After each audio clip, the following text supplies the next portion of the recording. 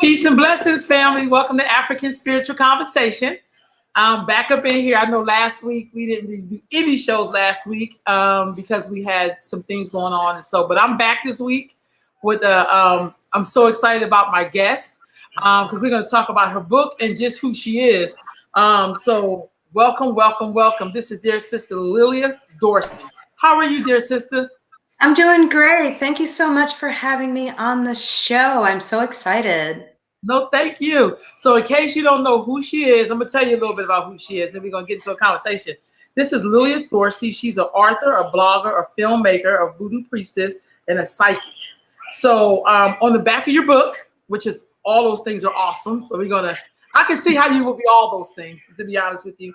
But also it says you hail from a magical traditions, including Celtic, Afro-Caribbean. So it's Celtic and then Afro-Caribbean. Yes. Okay. And Native American spirituality. Her traditional education focuses on plant science, anthropology, and film from the University of Rhode Island, New York University, and the University of London. So we're going to also put your website up so people can get in touch with you and people be sharing their questions and comments. Great. But I have to ask you, what is the beginning? What is the origins of this journey that you're on with your books, your film, and everything? I mean, I think the real where I started focusing specifically on ATRs and that kind of systems was when I was in college. I did my undergrad in film, and then I had to leave because I was pregnant, as so many single moms have to do. And when I went back for anthropology because I wasn't in New York anymore and I couldn't go to NYU. So I went back and studied anthropology because it was always what I was interested in: spirituality, witchcraft, traditional systems. And I had this horrible, bald, idiot male teacher who was the head of the department who said there was no such thing as witchcraft, there was no such thing as divination, there was no such thing as African spirituality anymore. It was all just ridiculous, whatever, nonsense. And I was like, dude, you're an idiot, and I'm going to prove you wrong, both with my scholarship and by, just letting people know about my practice and the practices of people that I knew and the people that I really wanted to, because so much back then, this was, whatever, my daughter was young. So we're talking maybe 92 or something, so this was way before all this. There's so much information now. And back then there was none. And what little there was all this Hollywood nastiness, bull crap that I didn't believe. And I didn't want my daughters to believe because I knew that there were powerful, female African women. And I wanted them to grow up seeing that and knowing that. And I just wanted to sort of, I couldn't punch these people in the face physically, but I could do it spiritually and academically. So I figured I would take that route. And quickly after, I met my first priestess Miriam from down here in New Orleans, the Voodoo Spiritual Temple. And I started studying with her, and then I went on. I had a issue that I needed justice help with, so that's how I ended up joining my Ocha family, because we needed Ochosi work. So it's so nice talking to you. Normally people look at me, they go, what? Ocha, Ochosi? Right on. And yeah, I try and smile and but it's nice to be with somebody who knows what I'm talking about, and then Yeah. I went on and I was teaching just like tarot and astrology at my local UU church, because that was the only place that really would let me teach. And they got a minister in there that was actually a Gros Mambo Bonnie Devlin. And I started studying with her, and she's my Haitian Mambo. I know a lot of people know her from her drumming. She worked with Ola Tunji, but she's also a Gros Mambo and a Santera. So that was really just so fortunate to have those people so close to me. And unlike a lot of people who have a difficult journey, my journey was, I was with all of my godmothers, as I still am pretty much. So I waited before I started, which I think is important. And then I was with people that I trusted and I respected, and I knew I could continue to work with. Right on. So in this journey, when you first met, when you was are you from New Orleans or? No, I'm from Brooklyn. Brooklyn. Yeah, right. Okay. Represent. I love Brooklyn. So how did you get to New Orleans? I just moved to New Orleans. I think I've been here about 4 months. But like I said, I was studying with Priestess Miriam from the Voodoo Spiritual Temple, and it was like my spiritual home. I mean, I love Brooklyn, and I'm a Brooklyn girl, at heart, but it was always what I practice is more of a New Orleans style voodoo. I don't speak Creole, even though I have a lot of Haitian friends, and I've done, a lot of Haitian ceremonies and participated in things like that. But that was always something that, I know anybody listening knows if you're not Haitian and, joining a Haitian house is difficult. So I didn't really jump into that. I more jumped into the New Orleans spirituality because that's just where I started and what felt more like home. It's very eclectic what we do. I mean, there's definitely respect and tradition and all of those things, but it's got a different sort of structure than Santo or, Haitian Vodou. So I think that New Orleans to me is very special. There's something very special about New Orleans, especially when you talk about spirituality and African tradition. And like, I love going to Congo Square on Sunday when I'm doing a road trip with all the young people.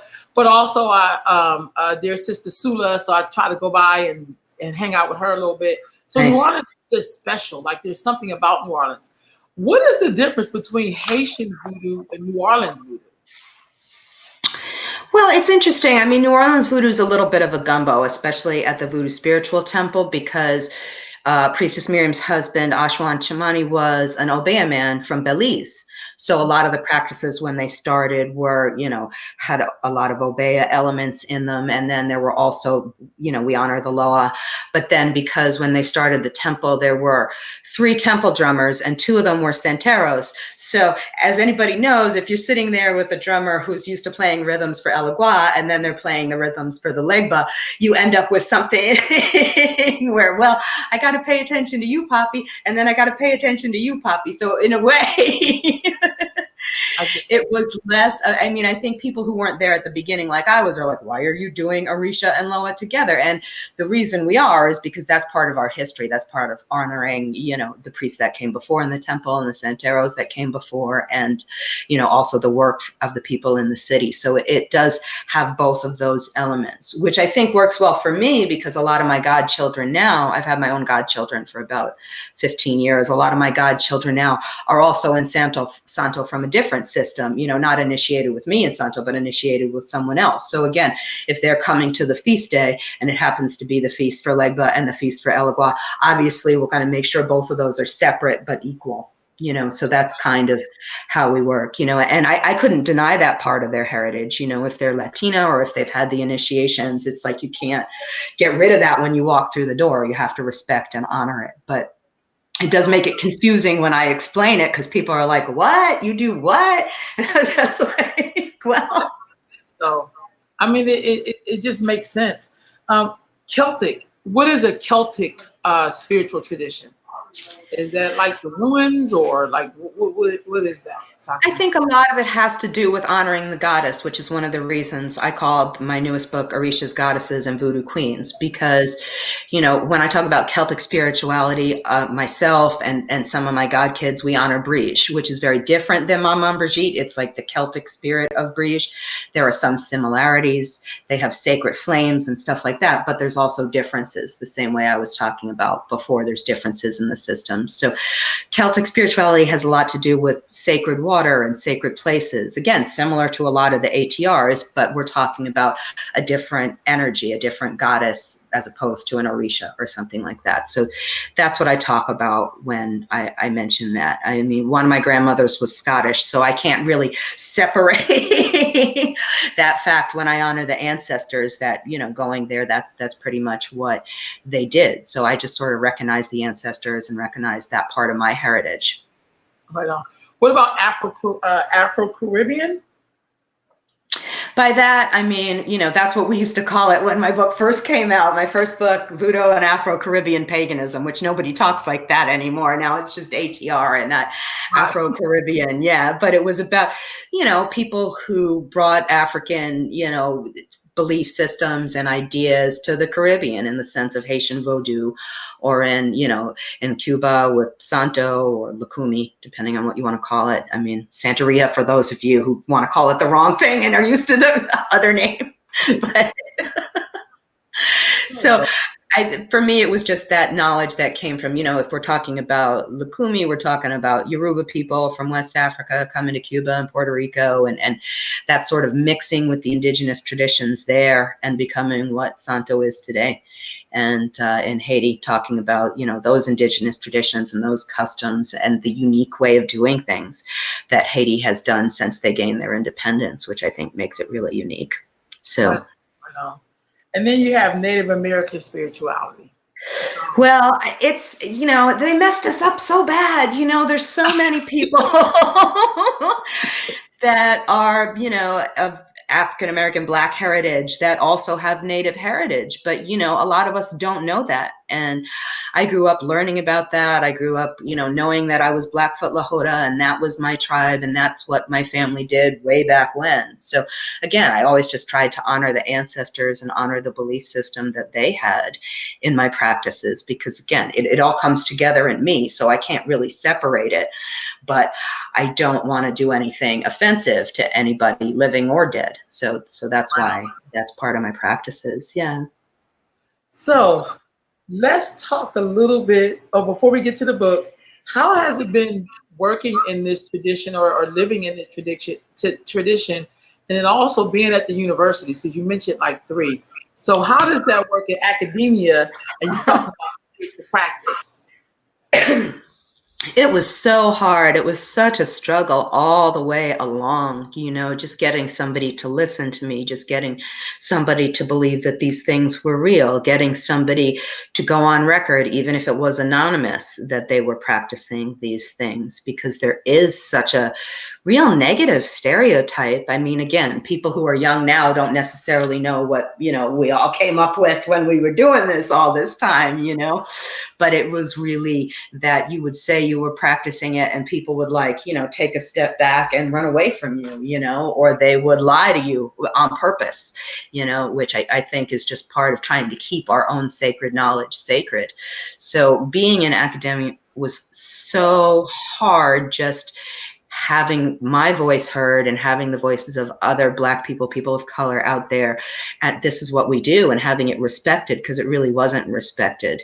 When I started maybe 20 years ago, the tradition was for, you know, the white face to come in and just sort of, oh, look at these silly natives or something, you know, which is so wrong and so colonialist and evil thinking and soul crushing, really, that I just wanted to fight against it. So it's just slow, you know, and I still, there's so many times, and I know I have academic privilege and light skin privilege, but there's been so many times where, you know, I'll try and get an article published and, you know, one of my white, you know, cohorts that is not, you know, as accomplished as me or as degreed as me will get their stuff published, or they'll get paid and mine will get thrown in the trash. So I just would get whitewashed over and over and over again, you know, and I'm a woman too, which also made it like, oh, well, you might as well shut up about this. So It was really a struggle.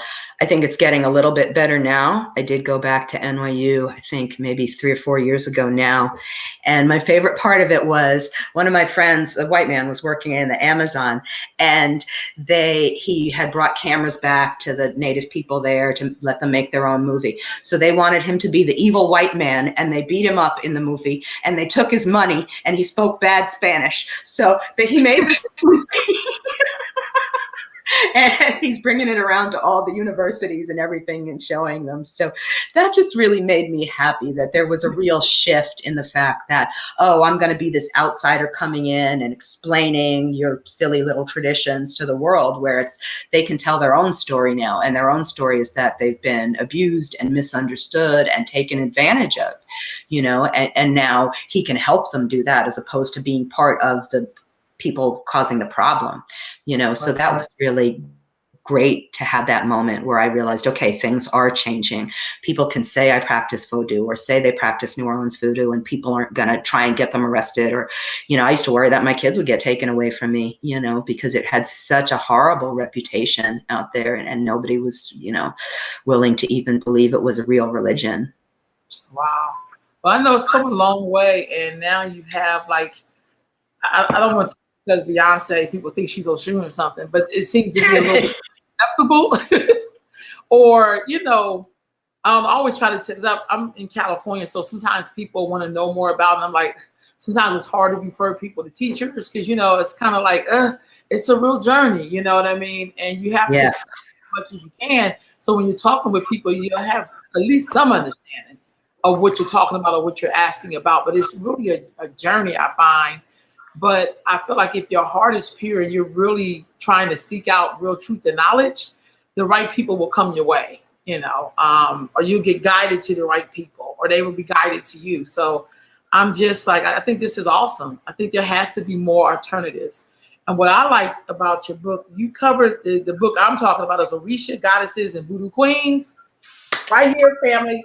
Right here. I love the book. Because, there's a lot of different that female deity, that female energy that sometimes get overlooked a lot. And none of us can come to the planet without coming through that energy.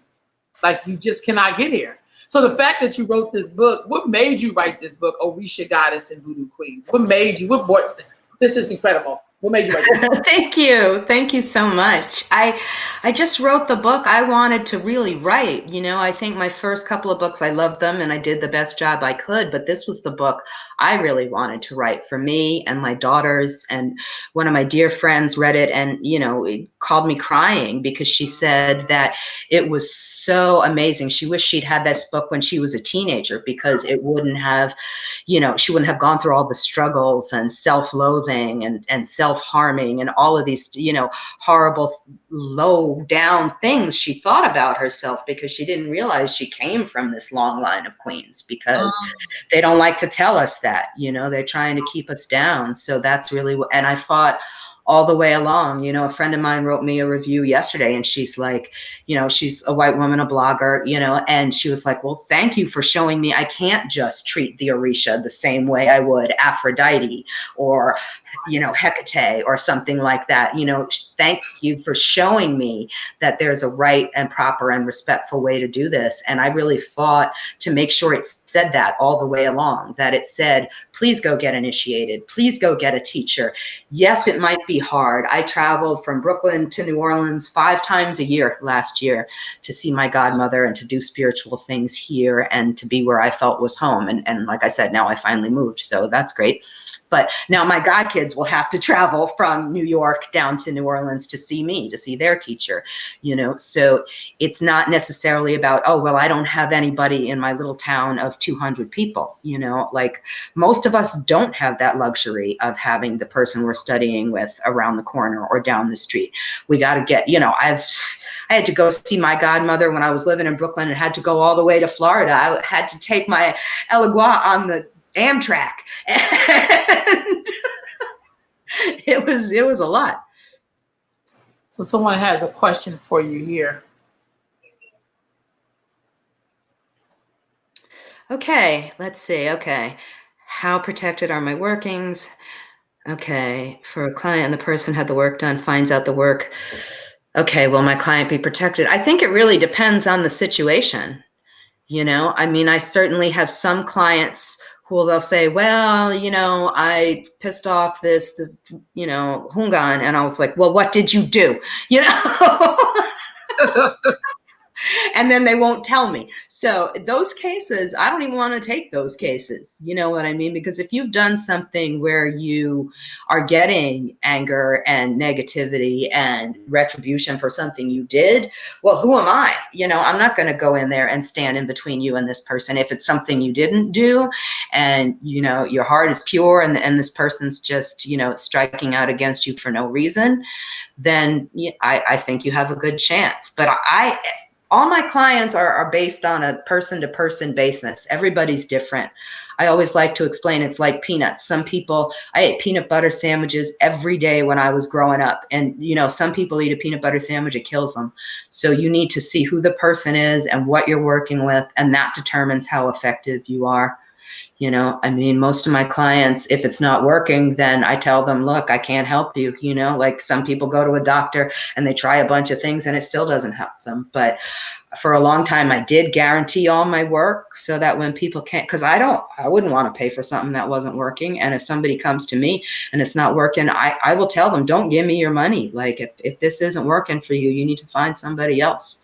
So I know that's not the internet psychic way of being. Yes, I can fix your problems. $5.99, you know, like, tie your money with a brick and throw it off a bridge. You know, no, but I'm going to be real with you. I'm going to tell you, this is the situation. This is what we can do.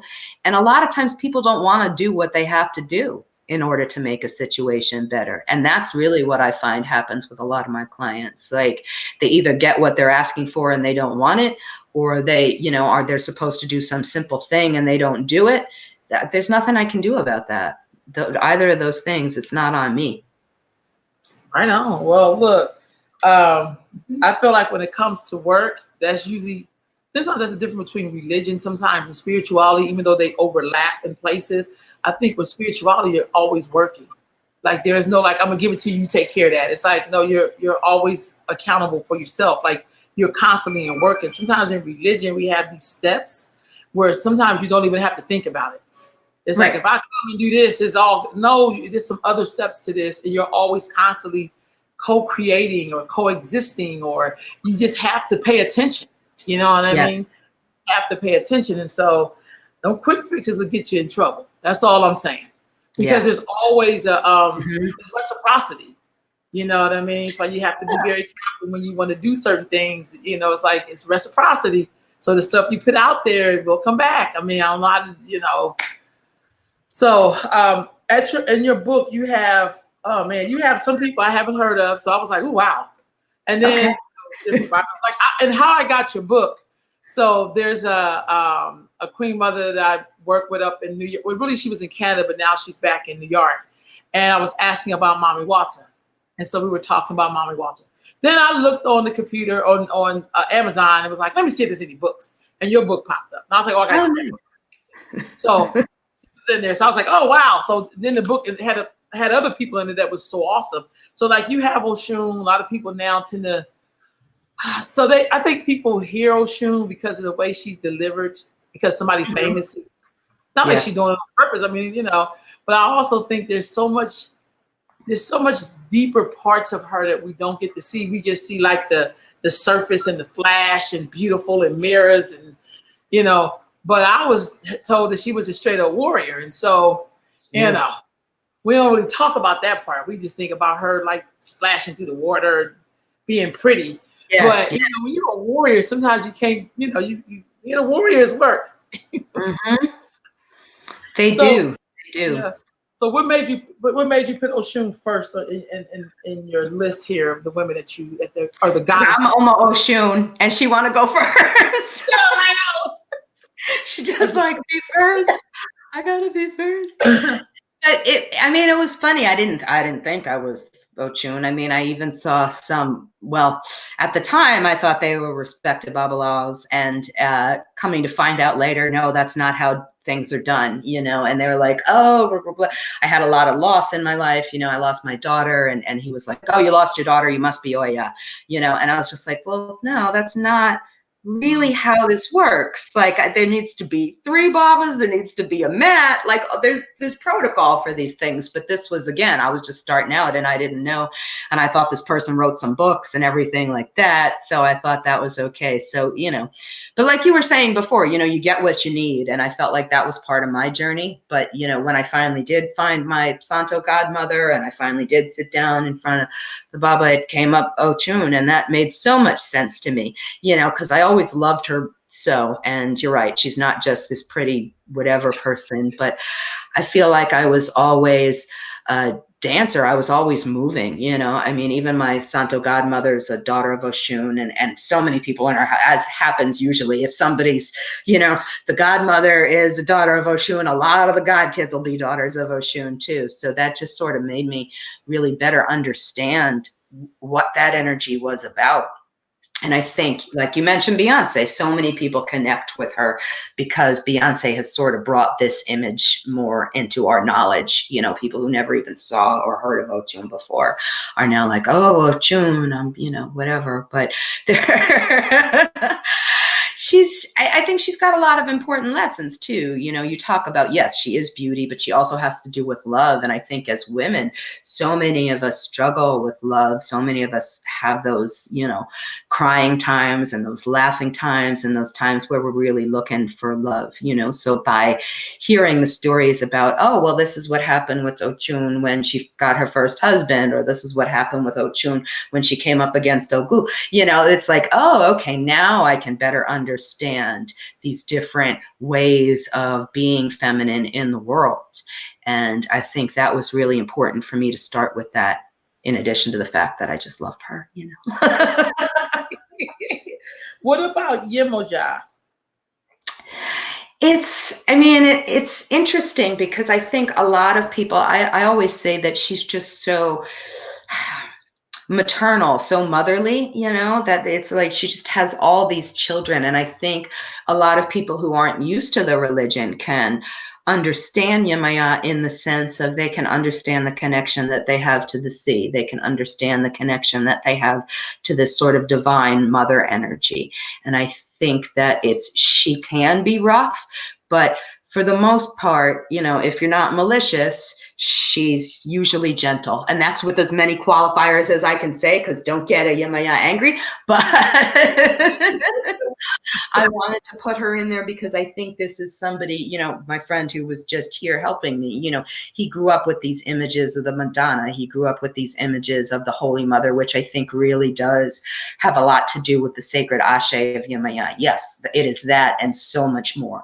It's the Ashe of the ocean, the sea, and so much more. But I think it's something that people can understand because it's something that people connect with on such a deep level. So I wanted to make sure that she was in there just because so many people do feel such a strong connection to her. Right. What about Oya? Oh, yeah. It's such a powerful energy, you know. And before I moved to New Orleans, people would talk about, oh, the storms and the hurricanes and the sudden wind that comes. I mentioned in the book, Dick Gregory, the poet and activist, used to have this story where he would talk about Oya being the hurricane, like H-E-R, hurricane, that it was this female anger. And he would talk about how the hurricanes would come and they would come across like sort of almost the path that the slaves took, that they would come across the Atlantic and then they'd go up through the Caribbean and then, you know, tear through the US, usually stopping at Canada where they have racism, but not the same sort of formalized slavery system that we have in the US or had in the US for such a long time. So I liked that image of Oya really being this fierce traditional warrior, not a warrior in the same way that you were talking about. Like when we see Oshun, her warrior powers are very different. Yemaya's warrior powers are very different. Oya puts on the beard and gets on the horse and puts on the man's clothes and rides out and cuts your damn head off and like shrieks and screams and all of these things. And I think that's really important too, as women, to understand that this is a part of our character as well. Yes, we can be nurturing, we can be gentle, we can be there to tell the children, don't touch that, be careful, in a mommy kind of way. But then when we have to protect ourselves, we can protect ourselves. We can pick up the machete. We can shoot lightning bolts with our eyes and our mouth and anything else we have in order to protect ourselves in that kind of macho brute strength kind of way, because we can do that too. And I wanted to sort of include that in there to show that it was another aspect of things. And all of these women, you know, yes, there are plenty of other female Orishas, but when we talk about them, these are usually the ones that people are talking about. When you get your 7 African Powers candle, those are the ones people are talking about. You know, when you get your Alikes, these are the ones that are going to be with you as you walk through the streets, as you walk through life. So I wanted to make sure people knew about that. And I mean, when I was publishing it, I wanted everybody to know I wasn't divulging any secrets or anything like that, because I'm very respectful of what can be told and what can't be told. But I also think that there's a lot of things that have not been said in order to protect us. And I think that information can be power in this situation. So I've seen a lot of people come to me, oh, well, I got these Alikes and I don't even know what path it is, or I don't even know who these Orisha are. And there's so much information really lacking out there. And it made me sad, because I don't think it needs to be like that. I agree. So if you're just joining us, we are talking with dear sister Lilith Dorsey. She is the author of this book, Orisha Goddesses and Voodoo Queens. So Nana Baroku, people usually don't know a lot about her at all. It's true. What made you put her in here? It's funny, because I finished the book a long time ago, but now her connection, you know, she's seen as the mother for Babaluaye. She's seen as this ancient, wise foremother, you know, predating society and everything in general, going back thousands of years. And she has such a connection to healing. And I think it's interesting that I wrote it before we even were dealing with any of this pandemic stuff, but she is such a strong healer and such a strong force of, as I mentioned, the grandmothers to us all. That's what I call her. And I just really wanted to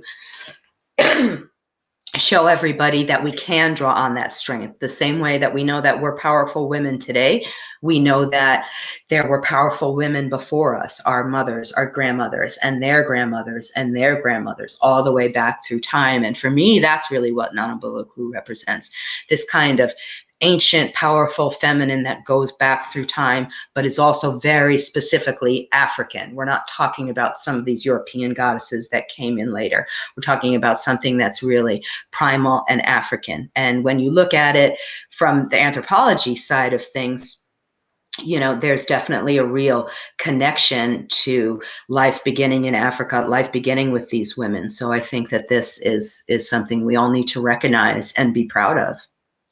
Right on, right on. Sister has a comment for you, trying to make sure you get your comments.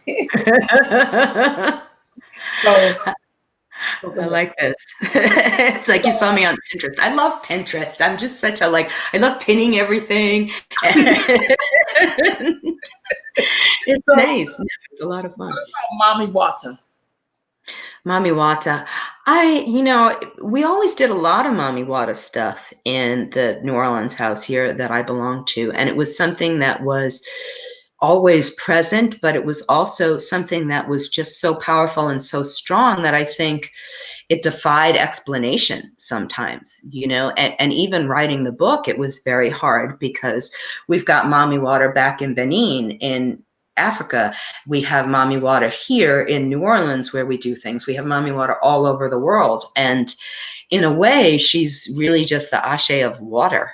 When you break it down, that's how people sort of explain it, that Mami Wata is the Ashe of water. So wherever you have water in any form present, you have Mami Wata. But also, like Nana Buluklu, she represents this primal feminine that's attached with water, that's attached with birth. That's the mother for all of us. And in the book, I recommend Jaimon Hansu's new documentary, In Search of Voodoo, where he goes into great detail about Mami Water and shows some of the ceremonies and things like that are still taking place in Benin, which I think is fascinating, because this is, again, something we did not hear a lot about before. And I love the fact that there's a Black brother who's, made a great name for himself in Hollywood that is now turning and saying, look, this is what I do.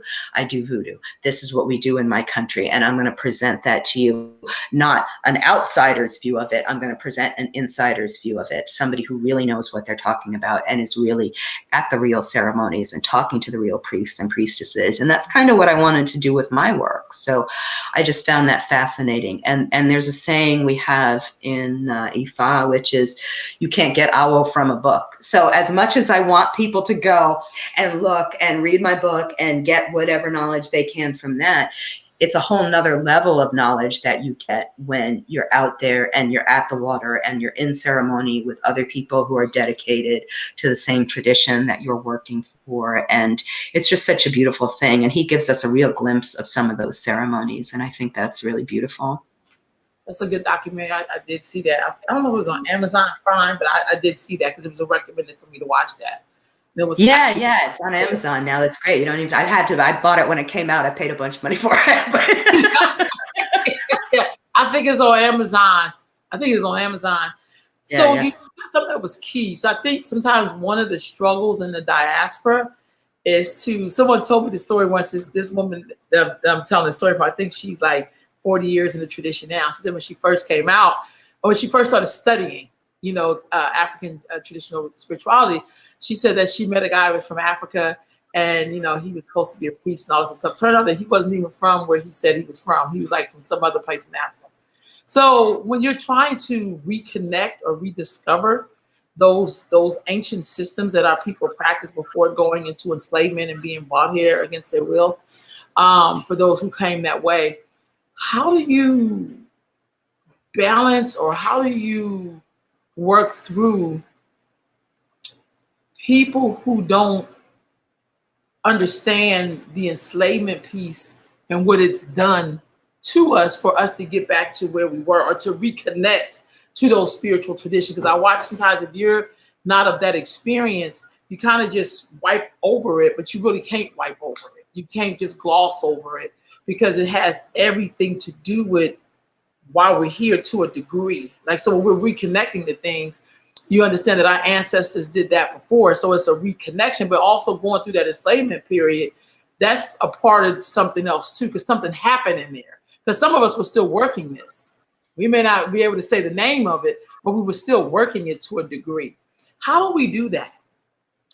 No, I know. It's so, I mean, I think 20 years ago, I wanted to come out and say, oh my gosh, this is so horrible. This is so terrible. I can't believe this. But, my priestess, who's, she's 25 years older than me, she was like, yes, it is horrible. It is terrible. But our magic and our spirituality would never have been as strong as it is without this experience. So as much as we're horrified by it and still healing from it, it also gave us spiritual tools to accomplish whatever we need to accomplish. Look, we made it through that. We made it through living through all of that, having our children stolen, being raped, being beaten, being torn away from our families, all of those things. And I think that's really the problem. If you don't have that kind of knowledge, both in your bones and in your mind, because you need it in both places, you're not really going to understand what's happening. And I think that's some of the danger with a lot of these newbies that are coming out now, that they're not really realizing the plus and the minuses of that. But whatever it is, this is what we got, and this is what we have to work with. So this allows us to be so much stronger. And I think we need to draw on that. Now I have a spell for somebody who's trying to come after me, and now I have a spell to protect myself and to keep myself hidden. And, one of my goddaughters is living in Portland, and she had to go out to the protests in Portland. And she said, what do we do?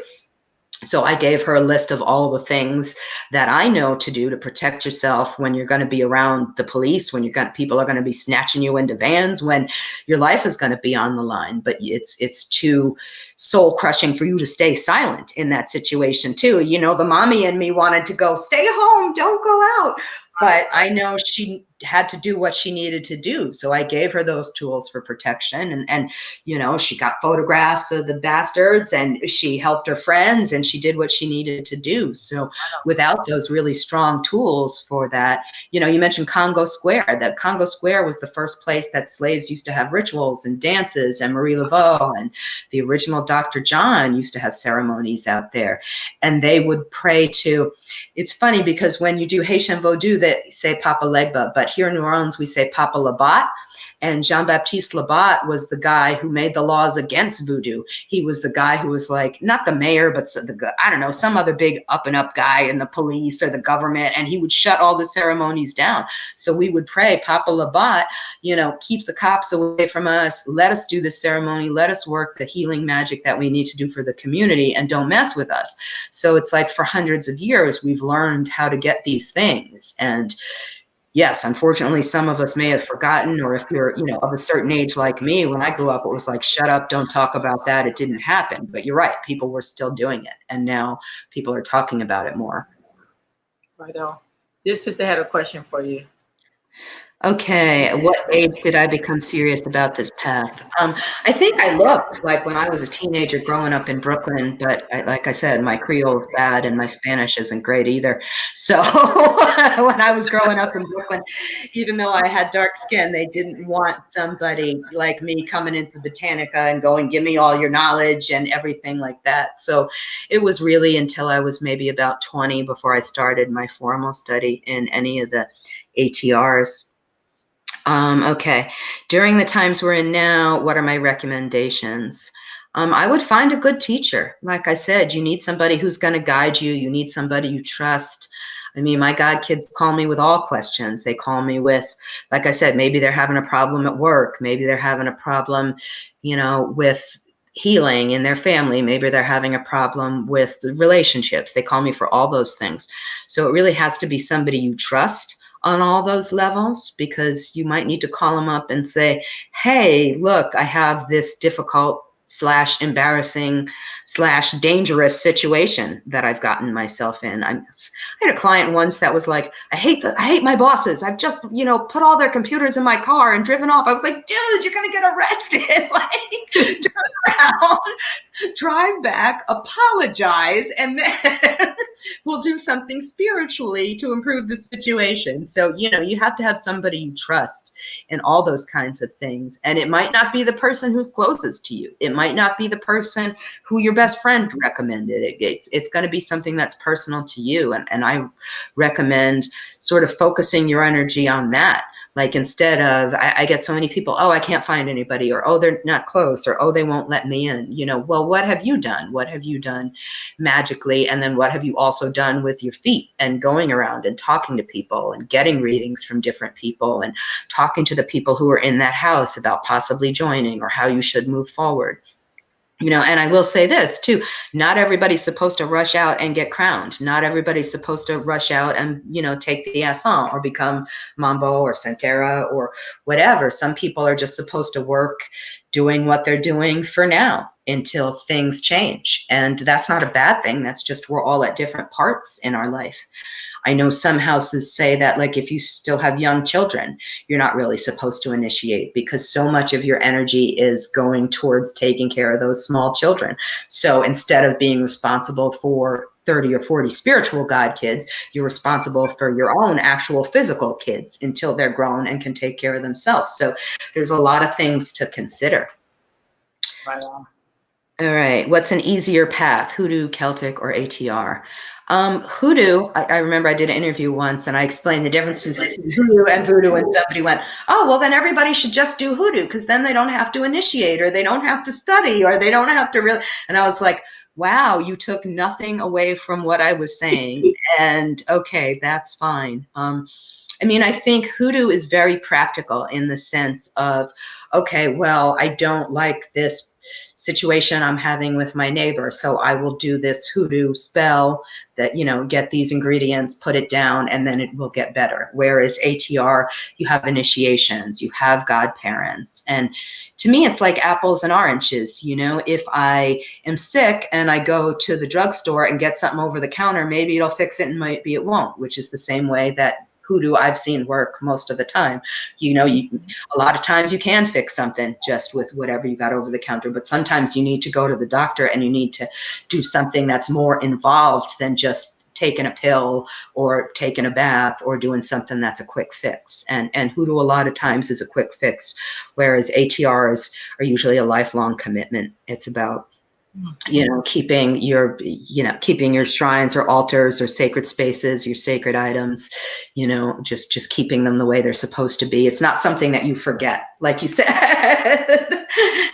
You know, you don't forget that. And Celtic is very eclectic. I mean, you can join a traditional house, but even then you can go from 0 to I'm a 3rd degree, whatever. You can do that in a couple of years. Whereas ATR, the process takes a lot longer than that, usually. How important is the bloodline when you're practicing any of these traditions or spiritual traditions? How important is the bloodline? I think it's important. I'm not going to be one of these people that says, oh, okay, if you don't have it in your bloodline, then absolutely you can't practice, because I have seen people who don't have it in their bloodline go and get a reading and end up getting initiated because that's what the Orisha or the Laveau were saying to them at that time. So for me, it's more important about getting the reading and being accepted by the community in the physical world, and also being accepted by the Loa and the Orisha in the higher spiritual world. So that is, to me, more what it's about than its bloodline. Now, if you have the bloodline, you're obviously going to have skills, like you were saying. You're going to have skills that somebody who doesn't have it in their bloodline doesn't necessarily have. They'll have different skills because it wasn't needed for them to have those skills, you know? Tell us a little bit about Marie Laveau and the Voodoo Queens. That's a part of the book.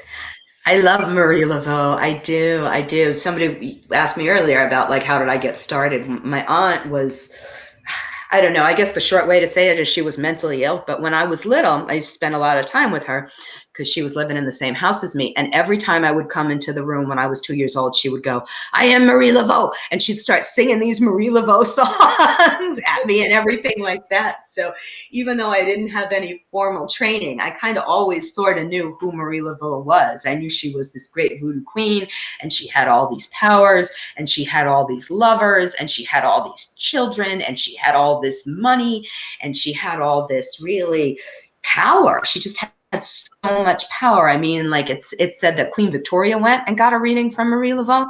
So, like, she is just, you know, amazing, amazing. And I give thanks to her every day because she's the first person to charge for psychic services, which, you know, we all need to eat. You need to eat. I need to eat. Like, you pay for everything else. Like, this stuff is not free either. It takes time and energy out of your practitioner's, you know, day. And even, I mean, I have friends that are initiated. I still pay them, even though they're like, oh, well, and I'm like, no, that's not how this system goes.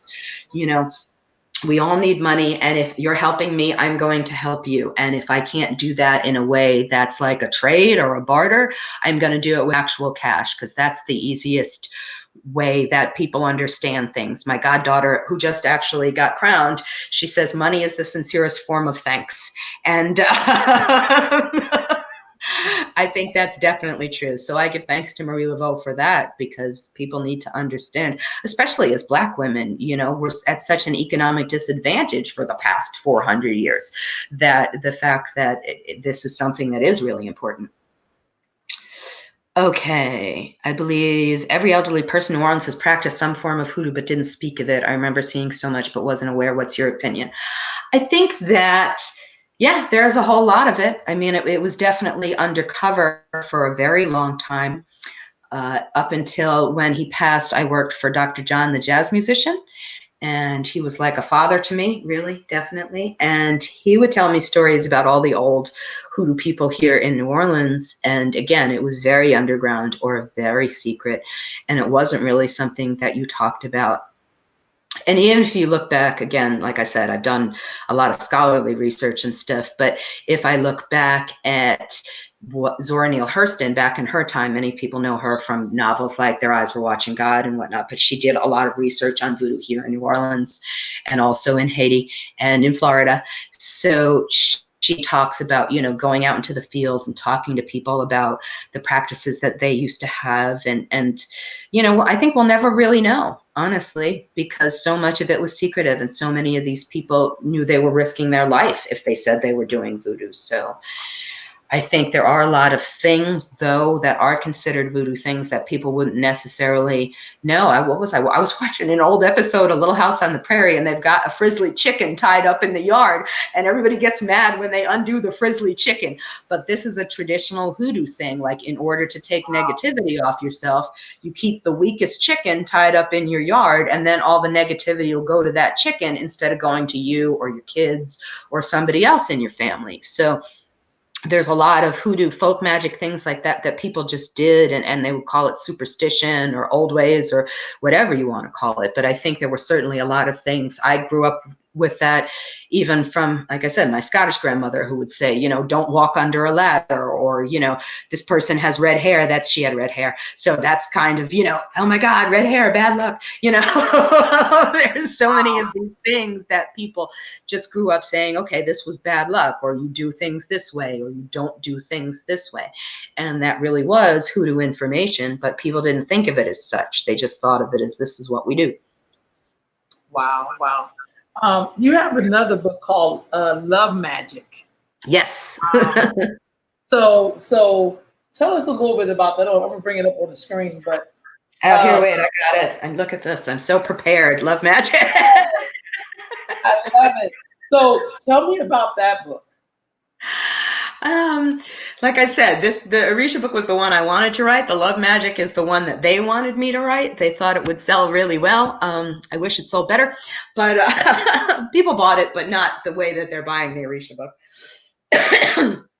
And I think the reason people didn't buy it, there's a couple of reasons. Now, what it contains is a whole bunch of different spells and rituals and recipes for all different kinds of love magic. For, you know, you love your family and you want your family to love each other when they come together for the holidays. So there's spells in there to keep people to stop fighting during the holidays. There's spells in there to keep your animals safe and protected. There's spells in there for loving your friends and making sure that's a peaceful, smooth situation. And then there's also spells for romance, but not spells in the way of, oh my gosh, here's this man or this woman that I love, and I'm going to tie them up and put them under my bed. Because every time I've seen someone do something like that, it's backfired. Yep. Now, what do I mean? You know, I have a story in there that I knew for years. A good friend of mine told me that this person had an altar to this person, and they hired every spell worker in town to get this person. And then they finally got that with that person, and then they both died of AIDS like 2 years later. So what I've seen when people do that kind of work is it always has some sort of negative effect. Instead of praying for, you have to get with this specific person, I say, why don't you pray for the best person for you to be in your life? Isn't that what you really want? Like, maybe you like this person, but they could not be the best person for you. They could be violent. They could be crazy. They could be, you know, broke. You know, if there's a better person for you out there, why not bring that person to you? So that's really what the book is concentrated on. But people don't want to hear that. People want to hear, I want this person who doesn't want me, and I want to do this magic to bring them back, and I don't care what happens, and then they regret it later. So I'm not really going to help people with stuff like that. I hear you also do a blog, correct? Yes, I do. We have the largest ATR blog in the world, which I never thought was going to happen when I started. There's, I think, over 650 posts on there right now. So chances are, if you're thinking about something like, oh, I want to know more about Nana Balo Clue or Mami Wada, or how do I choose godparents in the religion, or what's, you've got the one up there, voodoo versus hoodoo. What's the difference? Like, so if there's a question that you want to know about the religion, chances are I answered it on the blog. So we've been going strong now for 7 years. And it's great. I'm happy I could get the information out there. It's all free. So, again, I know people, this is a hard time for people. They don't necessarily have money, but it's, yeah. Oh, you got my workshops up there. This is good. Yeah, I'm trying to get that in because I also shared her website. So all this information is on her website, but just kind of give me a little taste. So you also do a lot of workshops. I like this altars of Africa and beyond, which I think is incredible. But you have a lot of different stuff you do. Yeah, I do. I do a lot of classes. So I do a sci-fi class because I'm a big sci-fi nut. I do the warrior goddess class, which is really what this book, the Orisha book, was based on. I do the witchcraft and spirituality in the cinema class. All of those go along. We're also starting a new YouTube show called Papa Culture, which about pop culture and the occult. I do cooking classes. I came up with my own tarot deck. So yeah, you got them all up there. I do a lot of stuff. It's incredible information, you all. That's her website. Please go buy all her books, but especially this one. Yeah, yeah. I know it's #1. I'm so happy. I'm so thankful and grateful to everybody who read it and reviewed it and made it #1. Like, I never thought that would happen, This is beautiful. I think sometimes we see a lot of things all around us, but we don't really know what they are. You mentioned sci-fi. There's a lot of things in sci-fi that to me is real life, but we dress it up like it's not real, but it's very real. Because especially if it's up here. Like I'm a big Twilight Zone fan. Nice.